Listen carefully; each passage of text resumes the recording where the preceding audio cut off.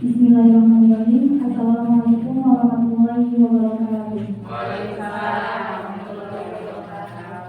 Alhamdulillahirrahmanirrahim. Assalatu wassalamu ala asyrofil anbiya'i wal mursalin wa ala alihi wa sahbihi ajmain. Amma ba'du. Yang terhormat Kepala Sekolah SDN Institut 1 dan yang saya hormati para Dewan Guru SDN Institut 1 yang hadir pada kali ini. Puji syukur marilah kita panjatkan kepada Allah Subhanahu wa Ta'ala yang telah memberikan nikmat dan karunia kepada kita sehingga kita bisa berkumpul pada kesempatan kali ini. Salawat serta salam semoga tercurah limpahkan kepada bimbingan kita Nabi besar Nabi Muhammad SAW. Baiklah, di sini saya sebagai moderator yang akan memandu acara pada hari ini. Untuk selanjutnya yaitu penyampaian materi tentang penindasan budaya positif oleh calon guru penggerak Angkatan 7 Kabupaten Serang yang akan disampaikan oleh Ibu Mulyana. Kepadanya dipersilakan.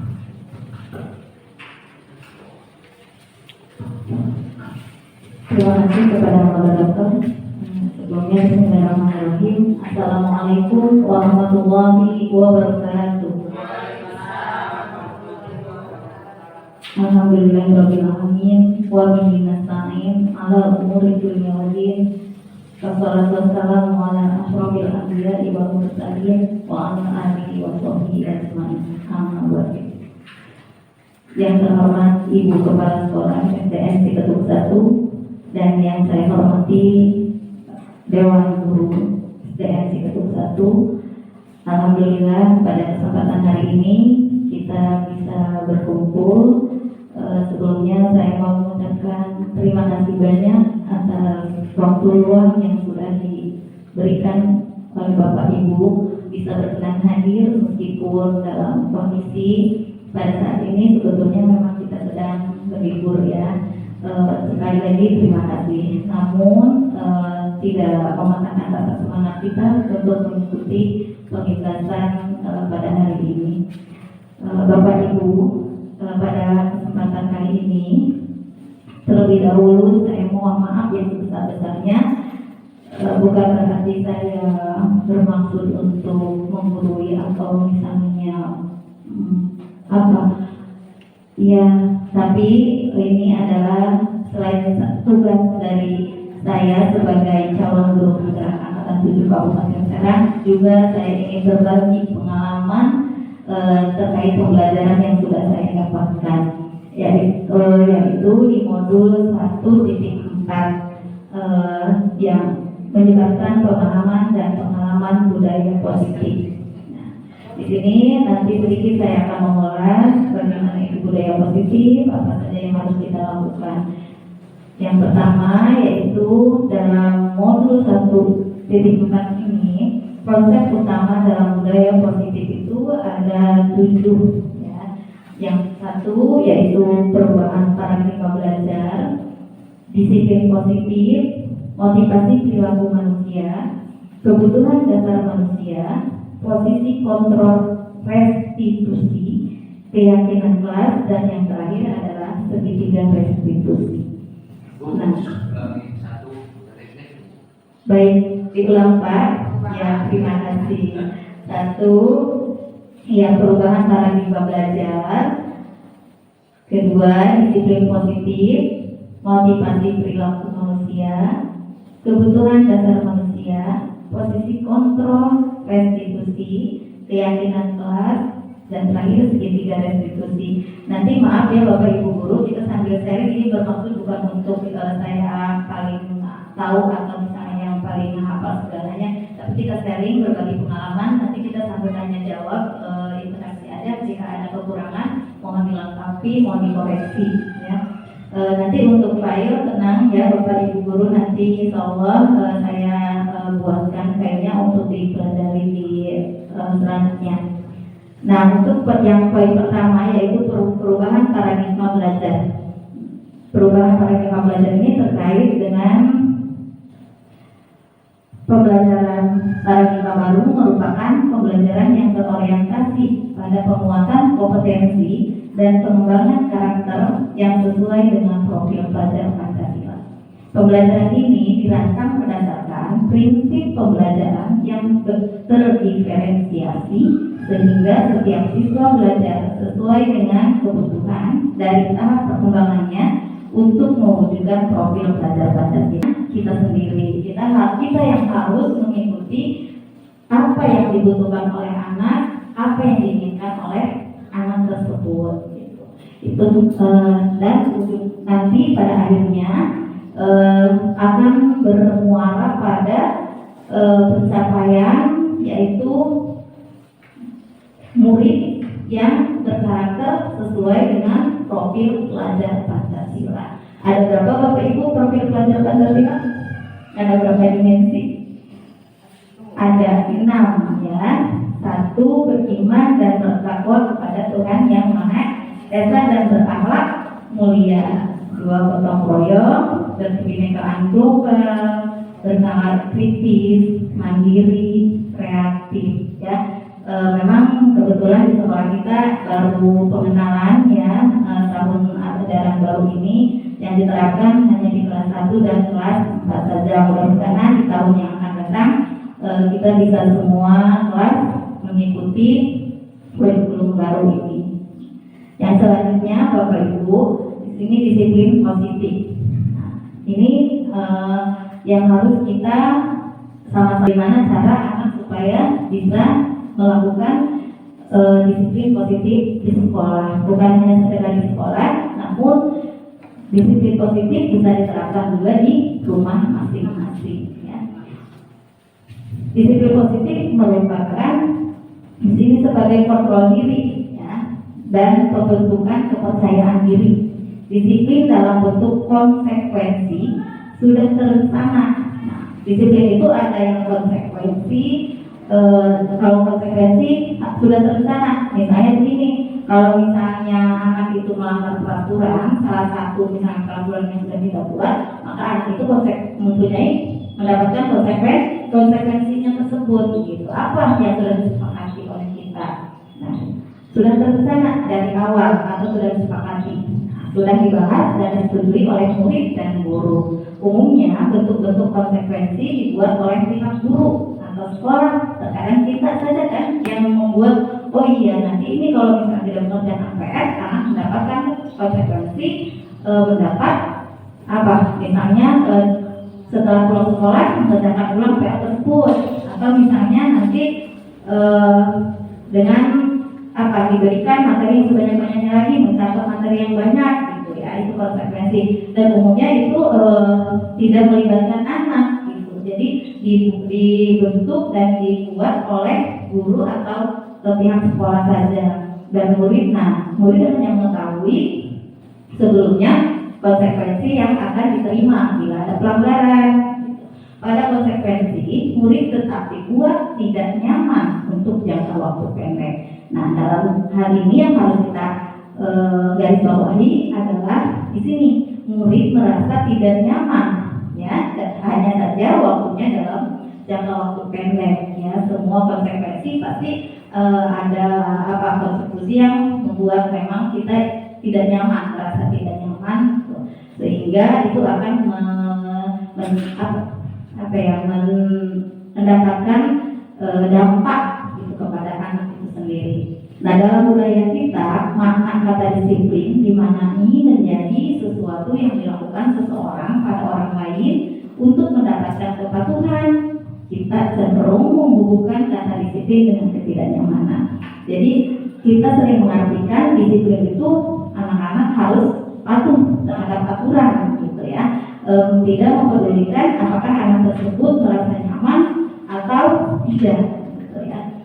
Nah, terus sebagai pendidik, tujuan kita adalah menciptakan anak-anak yang memiliki disiplin diri sehingga mereka bisa berperilaku dengan mengacu pada nilai-nilai kebajikan diri besar dan memiliki motivasi intrinsik bukan ekstrinsik. Nah, di sini Bapak Ibu, bagaimana cara kita meyakinkan kepada anak-anak agar anak-anak itu memiliki motivasi dari dalam diri. gitu. Bukan motivasi dari luar. Sejauh ini yang kita alami, yang kita sudah rasakan bersama di sekolah kita, yaitu anak-anak bukan di sini saja ya, mungkin semuanya anak yang itu motivasinya itu dari luar. Jadi kayak seperti mendapat tekanan dari kita agar mereka itu disiplin mematuhi peraturan yang ada di sekolah, bukan atas kesadaran dari dalam diri gitu. Nah, itu harus kita tumbuhkan, harus kita cari solusi bagaimana cara anak itu mempunyai motivasi dari dalam diri agar anak itu bisa melakukan disiplin positif tersebut dengan continue, dengan berkelanjutan gitu, dan bukan atas dasar keterpaksaan. Dan selanjutnya, nah di sini ada kebutuhan dasar manusia. Bapak Ibu, kita sebagai manusia punya kebutuhan masing-masing ya. Dan pada intinya setiap apa yang dilakukan setiap manusia itu tentu mempunyai tujuan, betul tidak, Bapak Ibu? Betul ya, kita mempunyai tujuan gitu, yaitu untuk mendapatkan apa yang kita inginkan. Nah, tujuan kita itu apa yang harus kita inginkan.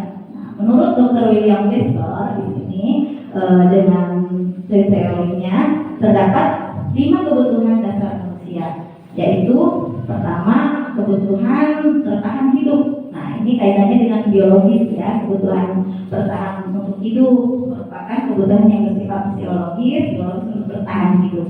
Misalnya di sini terkait dengan kesehatan, ya, rumah dan makanan. Kita butuh makanan, ya, karena makanan itu adalah sumber dari kehidupan kita. Nah, komponen psikologis dan kebutuhan ini adalah kebutuhan akan perasaan aman juga. Nah, kita di sini butuh merasa aman. Yang selanjutnya yaitu kebutuhan cinta dan kasih sayang, kebutuhan untuk diterima. Kita ada di sini tuh ingin diakui, ya, anak-anak ada di kelas kita, ada di sekolah kita, mereka itu butuh pengakuan, butuh cinta, butuh kasih sayang, dan ingin diterima oleh kita, ya. Kebutuhan ini termasuk kebutuhan psikologis yang meliputi kebutuhan akan hubungan dan koneksi sosial, kebutuhan untuk memberi dan menerima kasih sayang, kebutuhan untuk merasa menjadi bagian suatu kelompok, dan kebutuhan untuk tetap terhubung dengan orang lain. Siswa yang mempunyai kebutuhan cinta dan kasih sayang yang tinggi biasanya ingin disukai dan diterima oleh lingkungannya, akrab dengan orang tuanya, biasanya belajar bila suka dengan gurunya, menganggap penting teman sebaya, dan suka belajar berkelompok. Nah, anak-anak yang pernah saya temui, yang pernah saya alami itu di kelas, memang anak-anak itu suka menonjolkan perlakuan atau misalnya sikap yang di luar yang di luar kehendak kita gitu. Mungkin mereka punya tujuan, gitu, punya tujuan untuk apa sih gitu, sehingga kita harus mencari tahu anak ini butuhnya apa gitu. Apakah ingin mendapatkan cinta, kasih sayang, apakah ingin mendapatkan penerimaan dari kita gitu. Tapi terkadang sebelumnya memang saya juga sering begitu, jika anak ada yang berlaku atau bertingkah yang di luar gitu dianggap yang tidak sesuai dengan aturan, suka sedikit emosi ya, sedikit emosi yang sebetulnya itu memang setelah saya mempelajari modul ini itu sebetulnya harus kita cari solusinya, harus kita cari solusinya gitu. Ternyata anak itu lagi ingin mencari perhatian kita gitu ya. Jadi untuk ke depan nanti kita bisa bersama-sama membahas ini lebih lanjut lagi. Nah, selanjutnya di sini kebutuhan dasar manusia yaitu penguasaan ya, penguasaan. Seseorang itu kebutuhan pengakuan atas kemampuan kebutuhan ini memperbuatan untuk mencapai sesuatu, menjadi terampil, jadi diakui atas prestasi dan keterampilan, didengarkan dan memiliki rasa harga diri. Yang mempunyai kebutuhan pengakuan yang tinggi biasanya akan selalu ingin menjadi pemimpin, suka mengamati sebelum mencoba hal baru, dan merasa kecewa jika melakukan kesalahan, rapi, sistematis, dan selalu ingin mencapai yang terbaik. Nah, di sini anak-anak terkadang jika dia merasa mampu, jika dia merasa saya bisa gitu, suka menunjukkan di antara teman-temannya ya ingin memperlihatkan bahwa saya bisa, saya mampu, saya yang paling hebat misalnya di kelas gitu ya. Nah, itu terkait penguasaan, kebutuhan pengakuan atas kemampuan. Terus yang selanjutnya kebutuhan kebebasan, kebutuhan akan pilihan. Anak-anak itu seharusnya kita bebaskan untuk bisa memilih apa keinginan mereka, apa yang mereka inginkan dalam pembelajaran tersebut.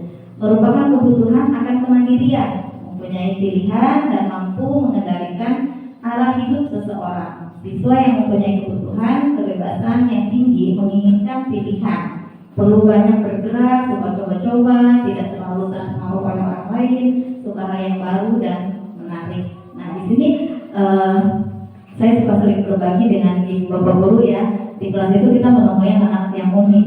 Dia nggak mau membaca, misalnya ketika saat membaca, juga tidak mau menulis saat ada materi untuk mencatat. Pengen apa ya? Jadi mereka itu berarti kebutuhan dasarnya itu ingin memiliki kebebasan yang sebagai pilihan anak-anak itu sendiri. Gitu. Jadi itu memang harus punya harus diarahkan dan harus kita carikan solusinya bagaimana anak itu supaya bisa tertarik, bisa kita bisa menarik pembelajaran di kelas. Gitu ya, tentunya membuat rasa aman dan nyaman dulu di kelas masing-masing. Nah, yang kebutuhan dasar berikutnya yaitu kebutuhan kesenangan.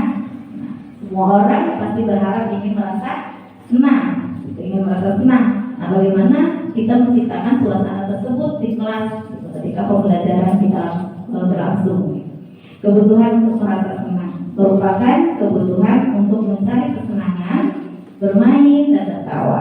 Siswa dengan kebutuhan kesenangan yang tinggi biasanya akan menikmati apa yang dilakukan, konsentrasi melakukan hal yang disenangi, suka permainan, suka mengoleksi barang, dan suka melucu atau bergurau. Tidak sedikit yang kita temui anak-anak di kelas itu banyak yang bercanda, banyak yang bermain, banyak yang ya seperti itu, melakukan kegiatan-kegiatan yang menurut kita itu di luar aturan, tetapi sebetulnya mereka itu sedang mengekspresikan, sedang mencari kesenangannya sendiri gitu. Jadi kita harus bisa nanti menyikapinya seperti apa. Selanjutnya motivasi perilaku manusia. Motivasi perilaku manusia merupakan dorongan yang timbul pada diri seseorang secara sadar dan tak sadar untuk melakukan suatu tindakan dengan tujuan tertentu. Nah, berkaitan dengan tadi yang saya sampaikan di awal terkait motivasi intrinsik dan ekstrinsik ya dari dalam diri. Nah, di sini ada motivasi perilaku manusia. Kita itu sebagai manusia, anak-anak juga itu mereka mempunyai motivasi perilaku masing-masing. Motivasi apa sih gitu dalam tindakan yang dia lakukan yang akan dia yang pertama yaitu motivasi perilaku manusia menurut dia dosen, yaitu ada pertama untuk menghindari ketidaknyamanan atau hukuman. Nah, di sini yang paling banyak yang anak-anak lakukan itu motivasinya itu di sini. Jadi hanya untuk menghindari ketidaknyamanan atau hukuman gitu. Apabila mereka melakukan disiplin positif itu, melakukan kebaikan itu dengan motivasinya, saya kalau misalnya melanggar peraturan, nanti saya akan dapat hukuman dari ibu bapak guru misalnya, sehingga anak itu berpikir bahwa motivasi itu tidak dari dalam diri. Jadi seseorang berperilaku untuk menghindari permasalahannya yang mungkin muncul dan terpengaruh kepada mereka secara fisik, psikologis, ataupun tidak terpenuhinya kebutuhan mereka bila mereka tidak melakukan tindakan itu. Selanjutnya, motivasi yang kedua yaitu untuk mendapatkan imbalan atau penghargaan dari orang lain. Nah, kadang anak-anak itu di kelas jika misalnya dia mendapatkan nilai bagus atau hasil kerjanya bagus, itu kita suka sedikit beri reward ya kepada anak-anak dengan diiming-imingi apa gitu misalnya. Nah, di sini kita jangan terjebak dengan penghargaan tersebut, karena penghargaan tersebut bisa menjerumuskan anak-anak kepada hal yang negatif gitu. Jadi anak-anak tuh motivasinya itu misalnya saya harus mendapatkan nilai 100, nanti akan dapat imbalan dari guru, nanti akan dikasih hadiah misalnya. Jadi nanti untuk kedepannya anak-anak merasa ketergantungan gitu dengan satu orang tersebut. Nah, jadi seseorang itu berperilaku untuk mendapatkan pujian, hadiah atau imbalan dari orang lain yang menurut mereka penting dan mereka letakkan dalam dunia berkelas mereka. Nah, yang ketiga, untuk menjadi orang yang mereka inginkan dan menghargai diri sendiri dengan nilai-nilai yang mereka percaya. Nah, di antara 1, 2, 3 menurut Bapak Ibu, motivasi mana sih yang paling positif, yang paling baik? Yang ketiga ya. Jadi di sini kata-katanya yang harus kita garis bawahi yaitu untuk menjadi orang yang mereka inginkan dan menghargai diri sendiri dengan nilai-nilai yang mereka percaya gitu. Jadi motivasi inilah yang harus kita gali, yang harus kita bisa lakukan kepada anak-anak gitu, yang bisa kita diterapkan gitu ya, untuk menjadi orang yang mereka inginkan. Seperti misalnya begini, ada anak yang datang ke sekolah ya, kita sudah sepakat masuk 7.30 misalnya. Anak datang ke sekolah 7.30 itu karena ingin dipuji atau karena ingin takut dihukum gitu. Ada lagi anak yang memang benar-benar datang ke sekolah tepat waktu karena dia memang menghargai dirinya sendiri dan menghargai waktu tersebut, gitu, disiplin positif yaitu namanya ya. Jadi orang melakukan sesuatu karena nilai-nilai yang diyakini dan dihargai. Motivasi ini akan membuat orang mempunyai disiplin positif karena motivasinya bersifat internal. Nah, ini motivasi yang disebut dengan dari dalam diri, motivasi internal ya. Jadi tanpa paksaan, tanpa mengharapkan apapun gitu. Kita juga sama ya, terkadang kita melakukan ini karena takut misalnya tidak mendapat nilai dari kepala sekolah, atau misalnya kita ingin dipuji sama teman-teman atau apa gitu. Tapi yang harus kita kuatkan di sini yaitu yang poin nomor 3 ya, untuk menjadi orang yang mereka inginkan dan menghargai diri sendiri dengan nilai-nilai yang mereka percaya. Nah, selanjutnya di sini ada konsep disiplin ya dengan identitas gagal.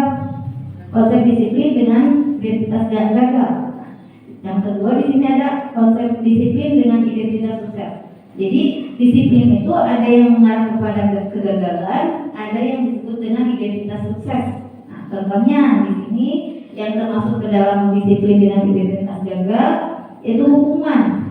Nah, ya kita sering menerapkan hukuman kepada anak-anak, gitu, termasuk ya Bapak Ibu jauh sebelumnya yang saya anggap apa yang kita lakukan di kelas, apa yang selama proses pembelajaran itu sudah dalam kata baik ya, tapi namun setelah belajar ini sebetulnya kita masih perlu menggali potensi kemampuan kita dan mengembangkan kompetensi diri kita sebagai pendidik ya, karena di sini banyak hal-hal yang kita dapatkan, banyak ilmu-ilmu baru yang harus kita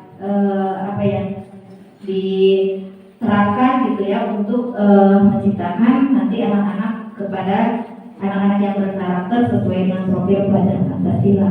Nah, hukuman. Nah, dampak hukuman itu apa?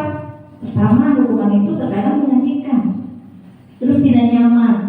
Murid takut, memaksa murid menyembunyikan kesalahan, murid menjadi rendah diri. Nah, itu contohnya ya. Contoh misalnya anak tidak mengerjakan PR, kasus tidak mengerjakan PR, jadi anak itu lebih baik berbohong gitu. Ya, karena ditanya siapa hari ini tidak mengerjakan PR, anak banyak yang diam kan, banyak yang tidak mau jujur gitu. Karena apa? Untuk menghindari kesalahan, menyembunyikan kesalahannya itu agar tidak mendapatkan hukuman. Jadi anak yang saat itu merasa takut gitu. merasa terpaksa.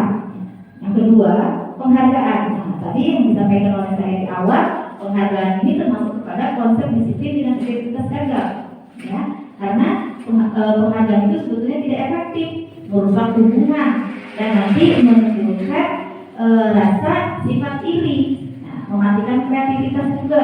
Nah, menghukum dengan sistem ranking perampas hak menghargai dirinya.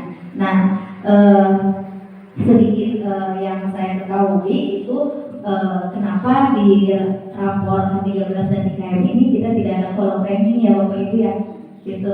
Jadi ini sebetulnya yang nanti mau saya maksudnya gali lagi alasannya kenapa, sebabnya apa. Mungkin salah satunya karena pada dasarnya anak-anak itu, semua anak-anak itu mempunyai kepribadian dan karakter masing-masing, keunikannya masing-masing gitu.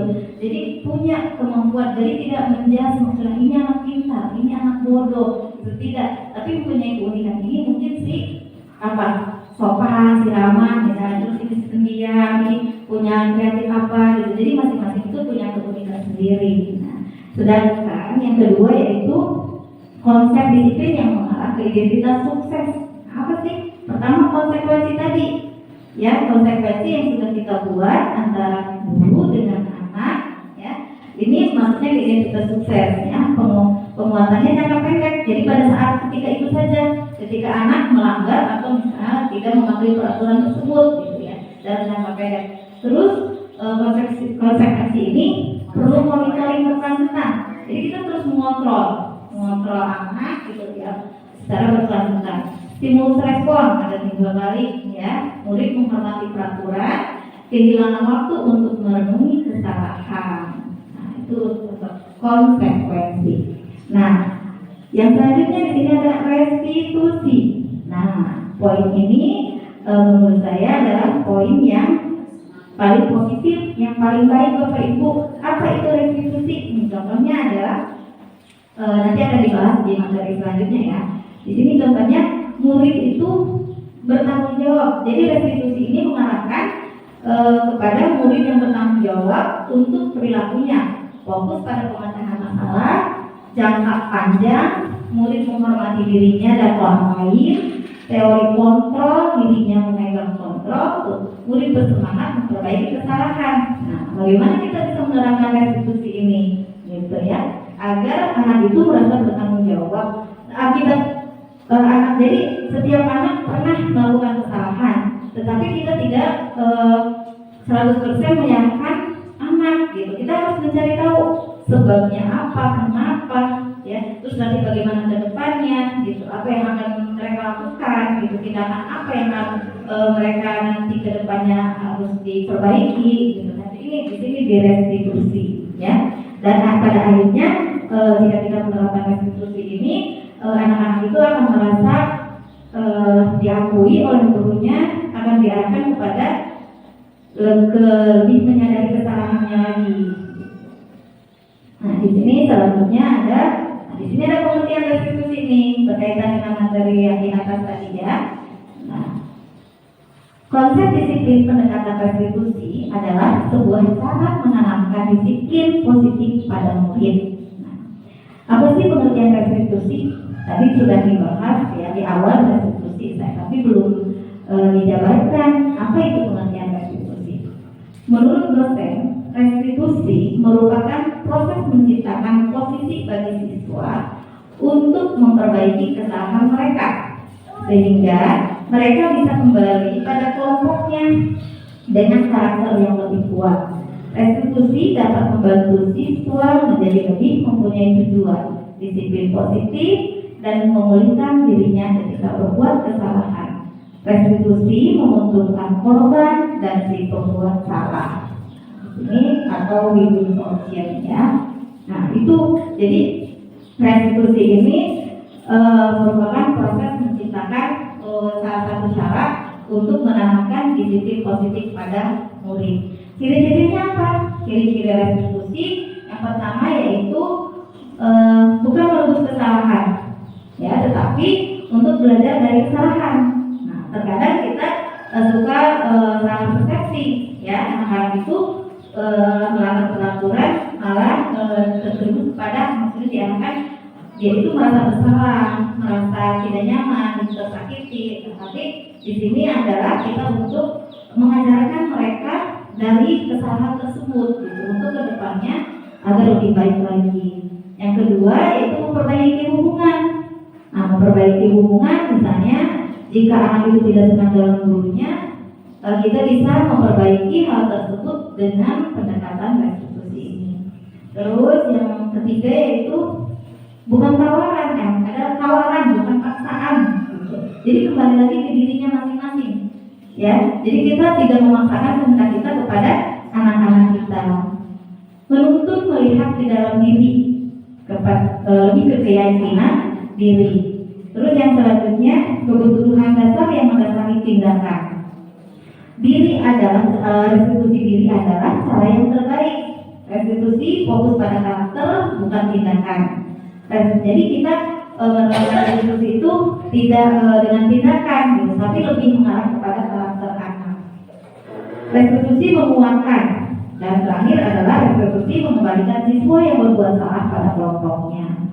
Kemarin alhamdulillah Bapak Ibu, saya sudah menerapkan segitiga restitusi kepada anak-anak dalam 2 kasus, ya. Yang satu kasus terlambat datang ke sekolah, yang kedua kasus yang tidak mengerjakan PR. Memang ini contoh hanya dengan skrip, dengan skenario yang sudah dibuat, tapi ini sebagai contoh nanti bisa diambil di apa yang akan kita lakukan nanti ke depannya, ya. Nanti akan ditanyakan dulunya. Yang selanjutnya, perbedaan kelompok kasus siswa sering tidak mengerjakan PR nih. Di sini Ibu ada kasus nih, ada kasus siswa sering tidak mengerjakan PR. Bagaimana kita menanggapinya? Ada dengan hukuman, ada dengan konsekuensi, ada dengan restitusi. Nah, mana yang akan Bapak Ibu pilih? Jika kita menggunakan hukuman, guru itu menghukum siswa tersebut, ya, misalnya dengan menghukum penjara selama 10 menit, ya, itu hukuman maksudnya. Atau guru marah dan murid menjadi takut. Kita sering dengan nada suara yang tinggi, yang keras itu kepada anak. Nah, itu termasuk dalam hukuman. Yang kedua, konsekuensi. Contohnya di sini guru memberikan konsekuensi untuk mengerjakan PR saat istirahat atau dikerjakan sebanyak 3 kali lipat. Nah, guru tegas dan siswa menghormati peraturan. Nah, di sini misalkan konsekuensi itu berarti anak-anak tidak mengerjakan PR pada hari itu yang harusnya dikumpulkan pada saat itu. Nah, konsekuensinya yang sudah anak ketahui, yang sudah kita buat sama-sama, itu berarti anak-anak harus mau mengerjakan PR itu ketika istirahat, gitu. Yang teman-teman yang lain istirahat, waktu bermain, waktu ini, jadi kalau yang melakukan pelanggaran atau peraturan kalau tidak mengerjakan PR, maka dia harus tinggal di kelas dan mengerjakan PR tersebut sampai selesai. Nah, yang ketiga dengan restitusi. Apa? Dengan restitusi yaitu, nah, pertama yang dilakukan guru adalah menanyakan keyakinan kelas atau dirinya, ya, dan membantu siswa menyelesaikan masalahnya. Guru terbuka dan siswa menghormati dirinya dan orang lain. Jadi kita menanyakan dulu kepada anak, kenapa bisa tidak mengerjakan PR?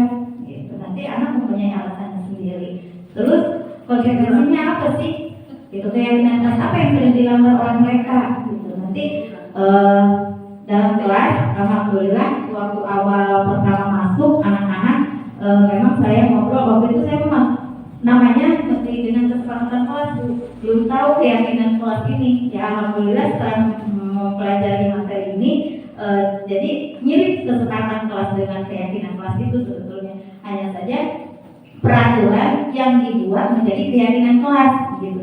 Kalau misalnya peraturan itu tidak boleh terlambat, misalnya ya, atau misalnya harus terhadap orang tua harus. Nah jadi itu kalau keyakinan kelas itu kalimatnya lebih ke karakter lagi, misalnya saling menghormati dan menyayangi di dalam kelas, gitu, hormat kepada orang tua, gitu, seperti itu, ya. Nah terus posisi kontrol guru ini penting Bapak Ibu menurut saya, ya. Kita memposisikan diri kita itu sebagai apa, ya. Kita harus mempunyai kontrol. Tapi itu kadang di sini kita suka memposisikan diri kita itu rata-rata sebagai penghukum, terus sebagai pembuat merasa bersalah. Nah, di sini contoh misalnya satu sebagai penghukum, kita itu posisi kontrolnya ada 5 ya, ada yang sebagai penghukum, ada yang membuat orang merasa bersalah, terus yang selanjutnya nanti satu-satu ya dibahas nih. Penghukum, nih, seorang penghukum dapat menggunakan hukuman fisik dan verbal. Tuh, jadi kita menghukum itu tidak hanya sekedar fisik, tapi dengan verbal juga ya, itu termasuk dalam hukuman. Guru yang menjalankan posisi penghukum akan berkata seperti ini, contoh dengan nada yang lebih keras, dengan nada yang tinggi. Nah, patuhi aturan saya atau awas nanti ya. Nah, seperti ngancam, gitu, seperti mengancam kepada anak-anak. Kamu selalu saja salah. Nah, seperti itu.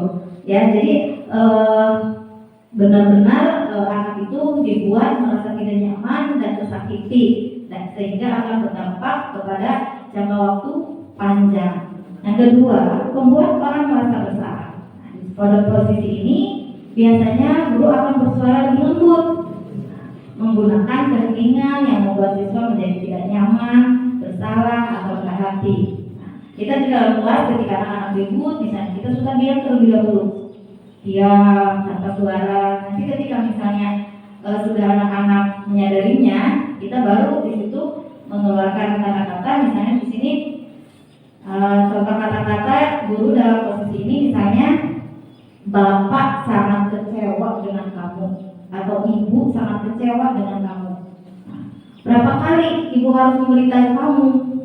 Begitu ya. Itu contoh-contoh kata yang kalimat yang ada pada kontrol posisi membuat orang merasa bersalah. Yang ketiga, teman. Nah, kita juga di sini sering menempatkan diri sebagai teman ya. Anak-anak sering bercanda gurau dengan kita, dengan ngobrol santai gitu. Tapi di sini ada negatif dan positifnya. Dalam posisi ini, guru tidak akan menyakiti murid, ya. Terus tetapi akan selalu berusaha mengontrol siswa melalui persuasi. Jadi kita kalimatnya dengan persuasi seperti,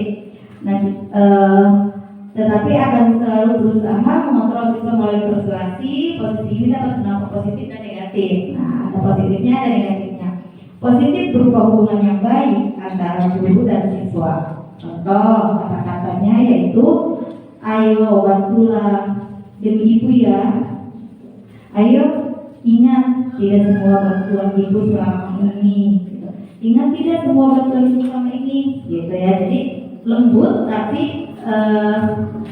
mengarah kepada mengingatkan anak-anak kepada tindakan yang baik. Terus hal negatifnya dari posisi teman ini adalah bila guru tidak dapat membantu, maka siswa akan kecewa dan berkata, saya pikir bapak adalah teman saya. Murid menjadi tidak mau lagi berusaha. Siswa hanya mau bertindak untuk guru tertentu, tidak untuk guru lain, dan siswa akan tergantung pada guru tersebut. Jadi ketergantungan pada satu orang guru. Tidak sedikit kemungkinan kita juga sedang mengalami anak-anak itu ketika kita misalnya minta untuk masuk kelas yang guru tersebut kebetulan bukan wali kelasnya, anak-anak begitu kan, ibu gurunya juga belum datang katanya gitu. Jadi itu benar-benar ketergantungan dengan satu orang guru saja. Terus kemudian posisi kontrol yang keempat sebagai monitor atau pemantau. Sebagai monitor atau pemantau. Posisi pemantau berdasarkan peraturan-peraturan dan konsekuensi dengan memisahkan hubungan pribadi. Pertanyaan yang bisa diajukan biasanya, peraturannya apa? Apa yang telah kamu lakukan? Gitu, ya. Jadi misalnya itu pemantau. Yang kelima, manajer. Nah, ini ada posisi kontrol sebagai manajer. Nah, ini posisi kontrol yang kelima ini yang harus kita bisa terapkan, yang lebih mempunyai nilai positif Bapak Ibu, ya. Merupakan posisi mentor di mana guru berbuat bersama dengan murid, mengajak siswa mempertanggungjawabkan perilakunya, mendukung siswa menemukan solusi atas permasalahannya sendiri, gitu. murid diajak menganalisis kebutuhan dirinya dan kebutuhan orang lain. Yang terpenting adalah kolaborasi dengan siswa. Nah, kita ada kerjasama dengan siswa. Anak-anak dilibatkan, ya, itu diajak bagaimana cara mereka bisa mengontrol dirinya sendiri. Nah, kata-katanya, contohnya misalnya di sini, apa yang kita yakini? Nah, di sini dimaksud dengan keyakinan kelas yang sebelumnya sudah kita buat bersama anak-anak di kelas. Nah, kalau di kelas, nah kita juga bisa membuat keyakinan sekolah. Nanti kita sama-sama nih satukan visi, rencanakan ke depan bagaimana kita membuat keyakinan sekolah gitu, agar itu dilakukan oleh semua warga sekolah yang ada. Terus kemudian jika kamu meyakininya, apakah kamu bersedia memperbaikinya? Jadi anak-anak didorong untuk mengetahui kesalahannya, menyadari kesalahannya, dan untuk bisa memperbaikinya. Jika kamu memperbaikinya, hal ini menunjukkan apa tentang dirimu?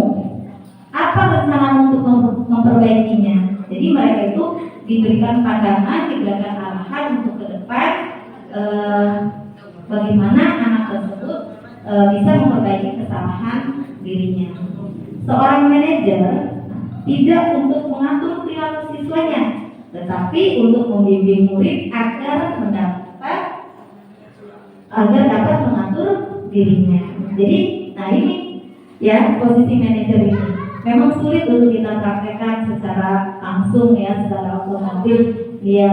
Tapi kita butuh proses, perlu waktu yang lama gitu untuk bisa merubah diri kita sebagai controlling bagi anak-anak gitu ya. Jadi bagaimana kita bisa menerapkan posisi kontrol manajer ini. Nah, selanjutnya 5 posisi kontrol guru ini menurut yang dosen terdapat 5 posisi kontrol yang tadi sudah saya paparkan di awal. Tujuannya apa sih dari 5 posisi kontrol guru terhadap siswa ini?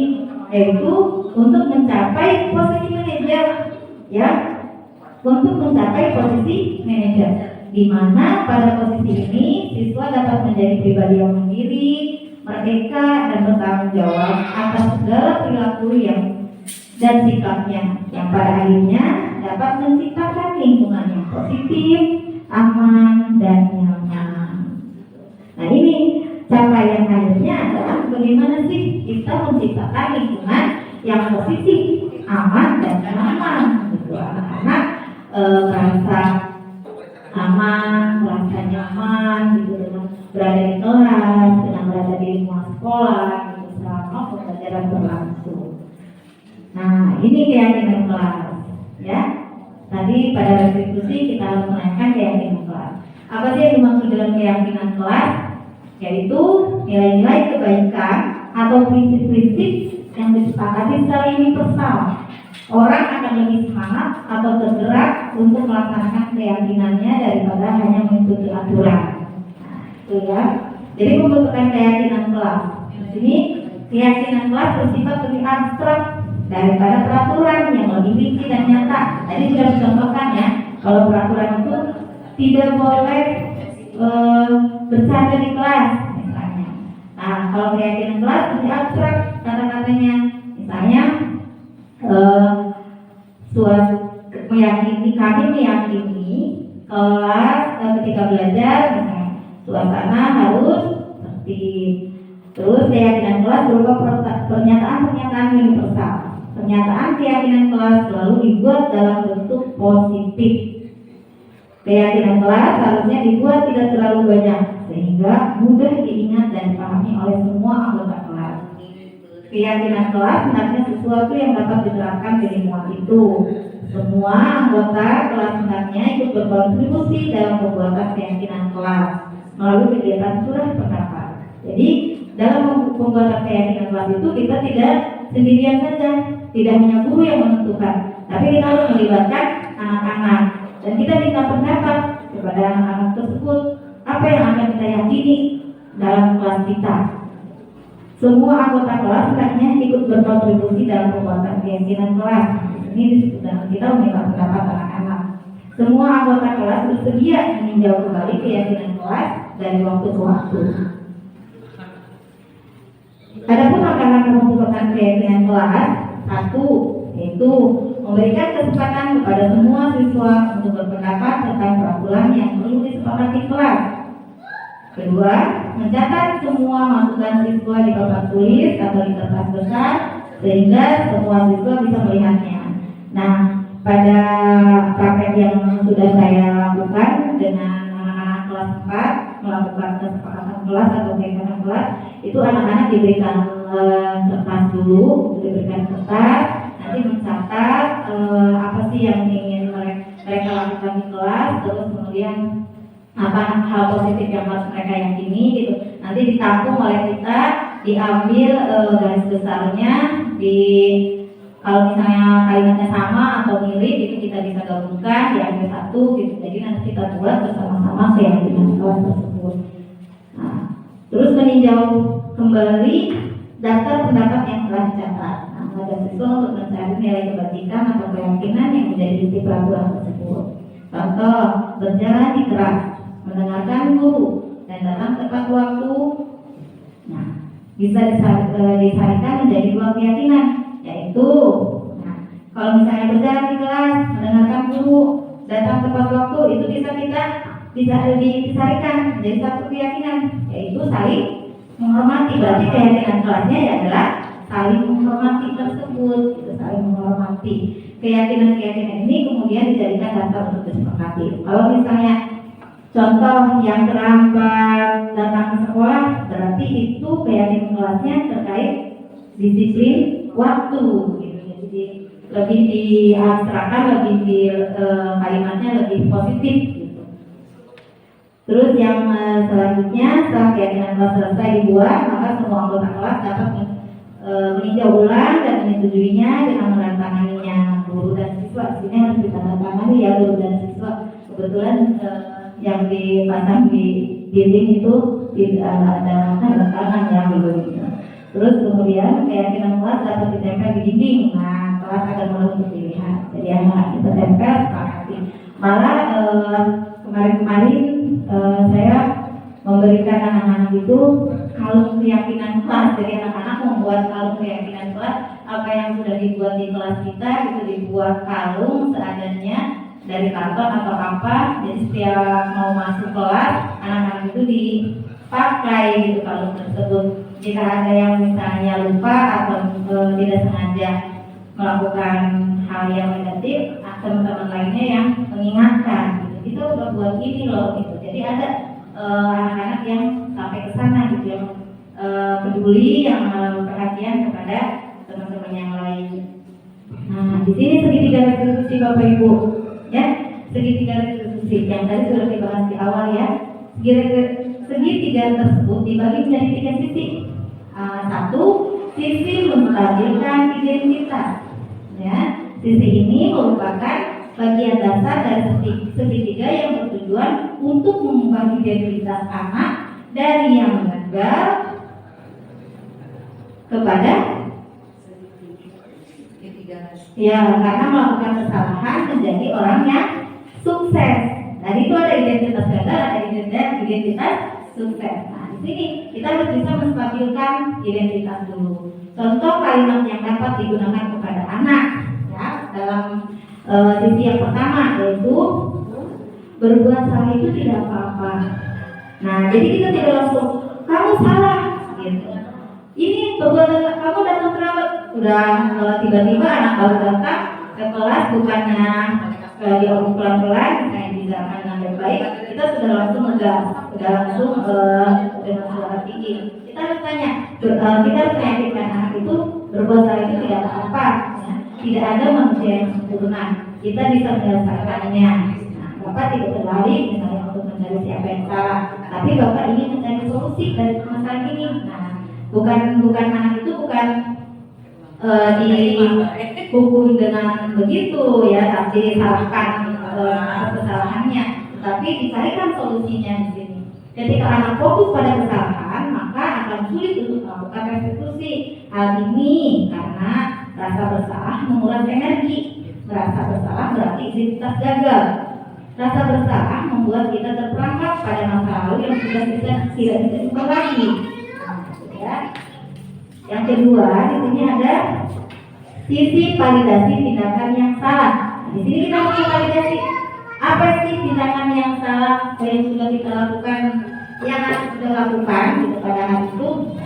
Di sini tindakan yang salah restitusi tidak menyarankan guru berbicara kepada siswa bahwa melanggar peraturan adalah sikap yang baik, tetapi dalam restitusi harus memahami alasannya dan memahami bahwa setiap orang pasti melakukan hal yang terbaik pada waktu tertentu. Jadi anak-anak itu tidak selalu melakukan kesalahan, tetapi pasti suatu saat atau misalnya di hari-hari tertentu anak-anak itu pasti ada nilai positifnya, ada nilai yang pernah mereka lakukan dalam hal baik, gitu. Tidak selalu setiap hari melakukan salah. Yang untuk itu perlu dilakukan validasi terhadap kebutuhan dari siswa dengan menggunakan contoh kalimat berikut. Padahal kamu bisa melakukan yang lebih buruk dari ini ya. Gitu. Kamu pasti punya alasan kenapa melakukan hal itu. Katanya alasannya. Kamu boleh mempertahankan sikap itu, tapi kamu harus menambahkan sikap baru. Nah, sisi yang ketiga terakhir di sini, sisi menanyakan keyakinan. Setelah melalui langkah 1 dan 2 di atas, maka anak telah siap untuk dihubungkan dengan nilai-nilai yang dipercaya dan berpindah menjadi orang yang diinginkan. Contoh pertanyaan yang dapat digunakan yaitu, apa yang kita percaya sebagai kelas atau keluarga? Keyakinan positif ini tidak harus diterapkan di kelas, tapi di dalam keluarga juga kita harus terapkan, ya. Apa nilai-nilai umum yang kita telah sepakati? Kamu mau jadi orang yang seperti apa? Gitu, nanti ke depan, ya. Nah di sini akan ada contoh segitiga restitusi yang sudah saya buat bersama anak-anak. Silakan Bapak Ibu bisa menyimak dan melihat bagaimana proses segitiga restitusi itu. Nah di sini poin pertama adalah menstabilkan identitas. Kita menanyakan kepada anak, ya. Suaranya tidak.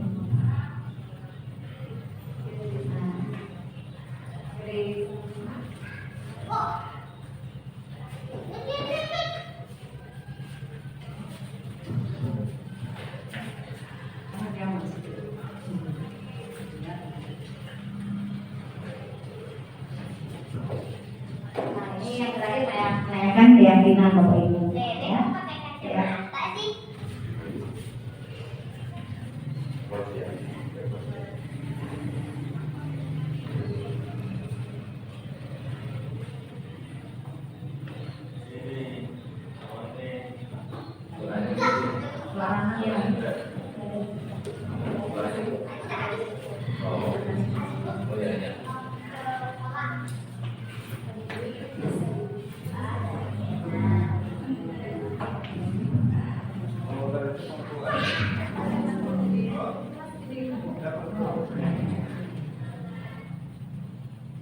Nah, itu contoh kasus yang pertama Bapak Ibu, datang terlambat ke sekolah, ya.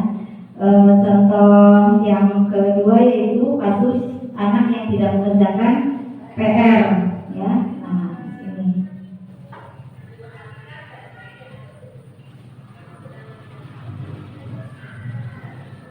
Jadi dalam praktis ini membuat anak itu bersalah tidak juga sebagai penghukum, tapi kita memposisikan diri sebagai manajer di sini, ya. Jadi dengan melakukan segitiga restitusi tersebut ada menstabilkan identitas, memvalidasi tindakan yang salah, yang ketiga yaitu keyakinan kelas, menanyakan keyakinan kelas, sehingga mendorong anak-anak itu ke depannya untuk bisa memperbaiki kesalahan tersebut, terus bisa merubah, lebih bertanggung jawab lagi, lebih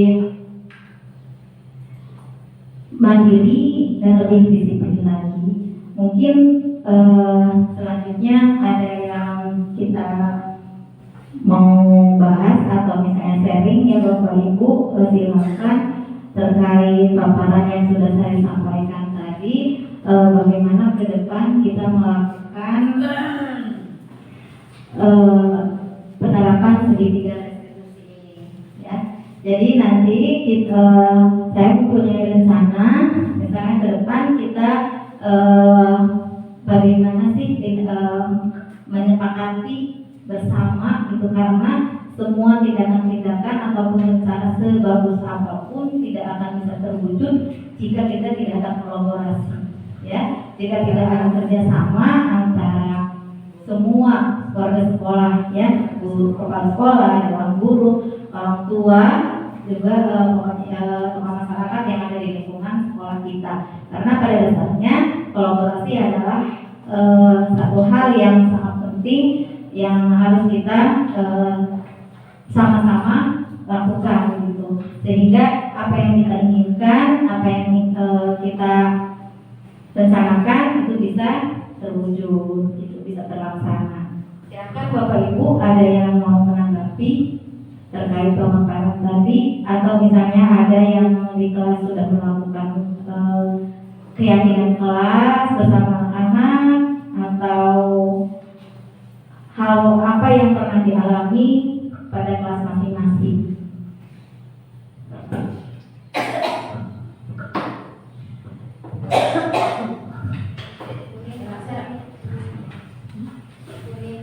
Bismillahirrahmanirrahim. Assalamualaikum warahmatullahi wabarakatuh.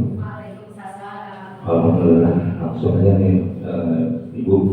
Alhamdulillah apa yang telah Ibu paparkan atau sampaikan, mungkin kami di sini ada beberapa hal yang perlu kami tanggapi dan kami tanyakan terkait dengan tadi mungkin tugas dari guru penggerak ya, betul ya, penggerak.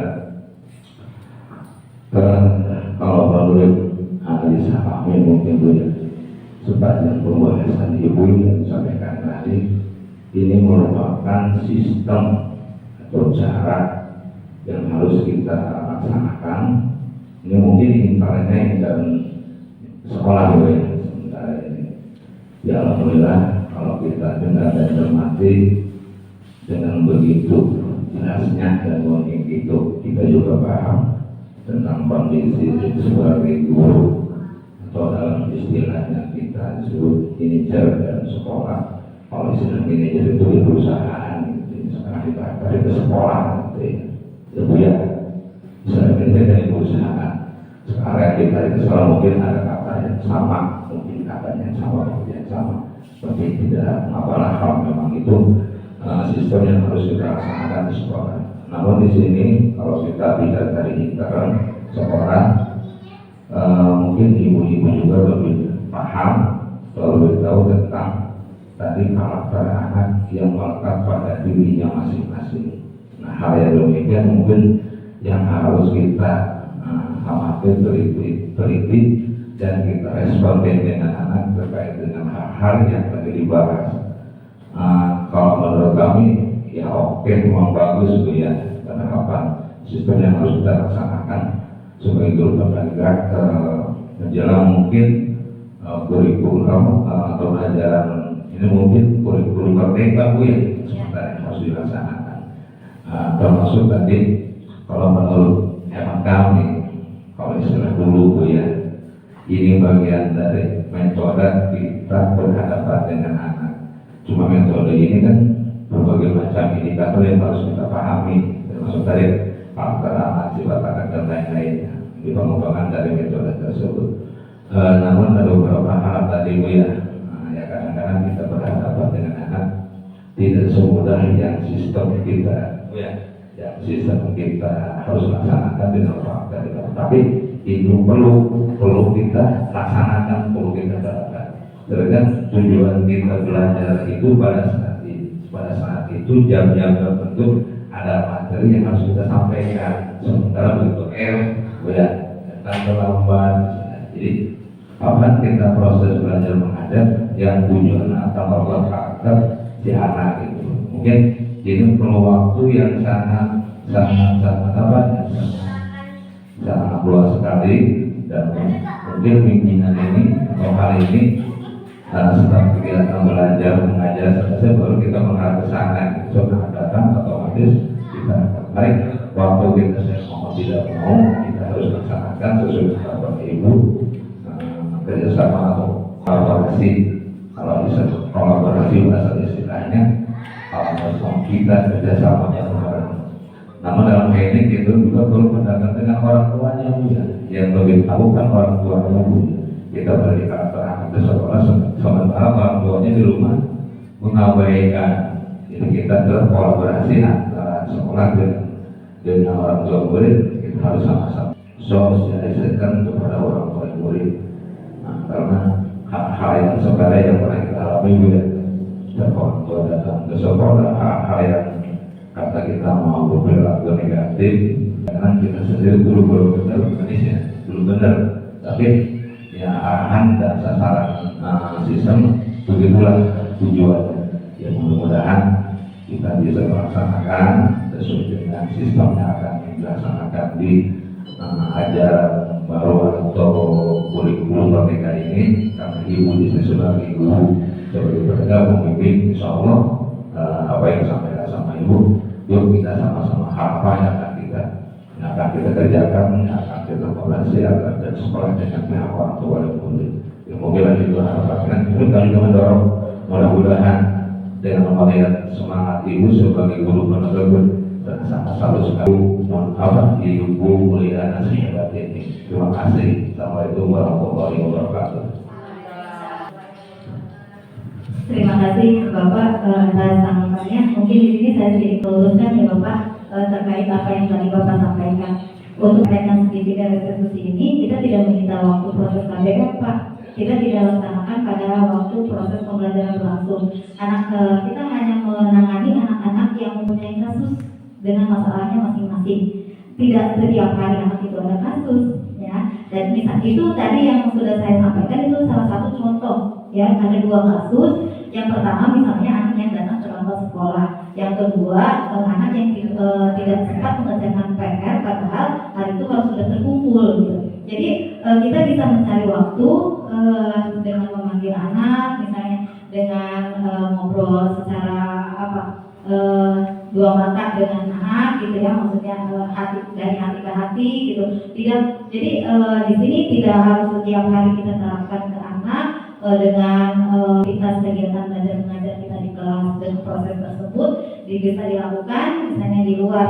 Kapan nih ada anak yang melakukan misalnya kesalahan atau ada anak yang melanggar peraturan yang sudah kita buat, misalnya kita baru bisa tindak dengan menerapkan segitiga restitusi tersebut, gitu. Jadi tidak tiap hari kita menerapkan restitusi tersebut sehingga mengganggu apa yang tadi sudah Bapak sampaikan. Kapan kita mau belajarnya? Kalau kita misalnya menerapkan itu, ini bukan pembelajaran, tapi ini ada sebuah segitiga restitusi ini cara untuk menanamkan budaya positif kepada anak. Dengan kita tidak marah-marah kepada anak, dengan kita tidak menghukum anak, dengan kita tidak membuat merasa bersalah kepada anak, gitu. Tapi di sini kita berusaha untuk mengontrol diri kita sebagai manajer. Betul kata Bapak, seperti yang kita ketahui, manajer itu terutama di perusahaan, tetapi di sini dipakai di sekolah. Ya memang manajer, dari katanya saja kita sudah, ya manajer itu sebagai controlling. Kita bagaimana memanage diri kita supaya kita itu tidak terbawa emosi dengan kesalahan-kesalahan anak yang dibuat, yang dilakukan anak, gitu. Jadi sekali lagi, jadi penerapan segitiga restitusi ini diterapkan tidak mengganggu aktivitas belajar mengajar di kelas, gitu, dan juga tidak setiap hari kita lakukan. Ini diterapkan dan dilakukan hanya pada anak yang memiliki masalah atau kasus. Jadi kita cara menanganinya seperti itu dengan menanyakan apa tadi? Apa? Yang pertama tadi? menstabilkan identitas, betul ya. Menstabilkan identitas itu dengan menanyakan kenapa terlambat, misalnya kenapa tidak mengerjakan PR, gitu ya. Terus yang kedua, memvalidasi itu, memvalidasi tindakan yang salah, divalidasi apakah anak ini sudah melakukan kesalahan, dengan apa nanti anak akan diarahkan kepada apa yang akan anak perbaiki ke depannya. Yang terakhir yaitu dengan menanyakan keyakinan kelas. Nah tentunya di kelas kita masing-masing sudah mempunyai kesepakatan kelas dan keyakinan kelas, ya. Nah tanyakan keyakinan kelas apa sih yang sudah melanggar, gitu ya. Kamu sudah melanggar keyakinan kelas apa? Apakah disiplin waktu, ada saat tidak bertanggung jawab, seperti itu. Nah itu hanya contoh penerapan ketika kita menangani masalah kasus yang terjadi pada anak. Bagaimana Bapak, bisa diterima? Terima kasih ya. Ada lagi yang lain? Atau sudah dicukupkan? Cukup? Dari Ibu? Ya, kalau begitu kurang lebihnya saya mohon maaf apabila dalam pemaparan tadi saya kurang sempurna, pastinya itu ada. Kemudian sekali lagi saya mengucapkan terima kasih yang sebanyak-banyaknya. Bapak Ibu sudah berkenan hadir meskipun dalam situasi libur, ya. Saya sangat bersyukur support dari Bapak Ibu sangat berharga buat saya. Kurang lebihnya sekali lagi saya mohon maaf. Wabillahi taufiq wal hidayah. Wassalamualaikum warahmatullahi wabarakatuh.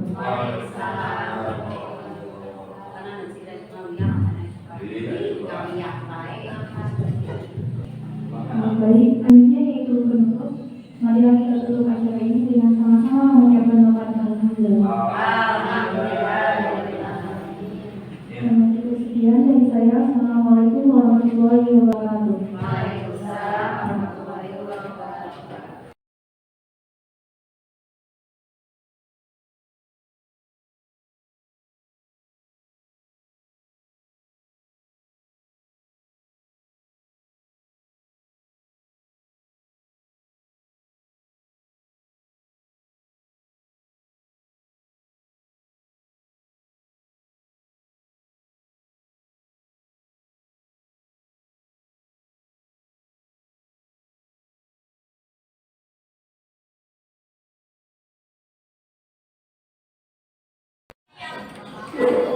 Waalaikumsalam. Selamat pagi Teh Davina. Selamat pagi Bu.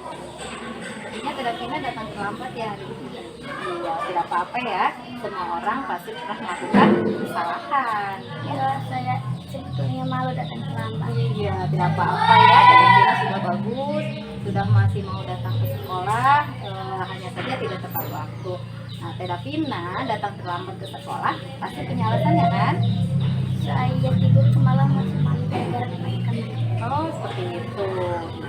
Sekarang Teh Davina sudah tahu kesalahannya yang dilakukan pada hari ini. Dia datang terlambat. Iya, kira-kira keyakinan kelas apa sih yang dilanggar oleh Teh Davina? Tidak disiplin waktu. Tidak disiplin waktu. Menurut Teh Davina, disiplin waktu itu penting tidak? Penting ya. Nah, sekarang tindakan apa ke depannya yang harus dilakukan oleh Teh Davina? Saya tidak akan mengulanginya lagi dan saya akan tidur lebih awal lagi supaya tidak datang terlambat. Oke ya, bagus. Jadi Teh Davina berarti sudah mengetahui kesalahan Teh Davina dan tidak akan mengulangi kembali. Silakan sekarang bergabung bersama teman-teman yang lain. Tapi sesuai dengan kesepakatan kelas kita, siapa yang datang terlambat harus membaca doa sendiri ya. Pagi Teh Najwa. Selamat pagi Bu. Ibu perhatikan dari tadi Teh Najwa sibuk sendiri. Emang sedang mengerjakan apa Teh? Ya Bu, saya sedang mengerjakan tugas yang belum selesai. Oh, tidak apa-apa. Semua orang pasti akan melakukan kesalahan. Ya Bu, saya lupa mengerjakan tugas dari Ibu semalam. Ya, hari ini Teh Najwa sudah mengetahui kesalahan yang dilakukan oleh Teh Najwa. Ya Bu, saya tidak akan mengulanginya lagi. Saya akan mengerjakan tugas dari Ibu. Ya. Kira-kira keyakinan kelas apa yang sudah Teh Najwa lakukan? Saya tidak bertanggung jawab terhadap tugas saya. Menurut Teh Najwa, bertanggung jawab terhadap tugas itu penting tidak? Ya penting Bu. Ya, kalau itu penting, apa tindakan yang akan dilakukan Teh Najwa ke depannya? Kedepannya saya akan bertanggung jawab terhadap tugas-tugas saya dan menjadi